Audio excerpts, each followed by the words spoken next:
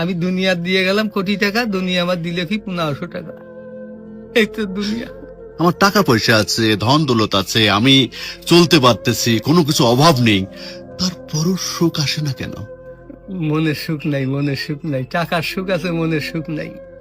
কোটি টাকার মালিক দেখো অভাব হয় না দূর, গরিব ঘুমায় আরাম করে মনটা বাহাদুর। রাউনির লাশটা দেখো মেসুদ দাদু ঘরে, খায় না মাছি পোকা মাকড় সবাই ঘৃণা করে। হ্যাঁ, ভোগ বিলাসের বাড়ি গাড়ি পড়ে যাবে সব, থাকতে সময় স্মরণ করো আল্লাহ আমার রব।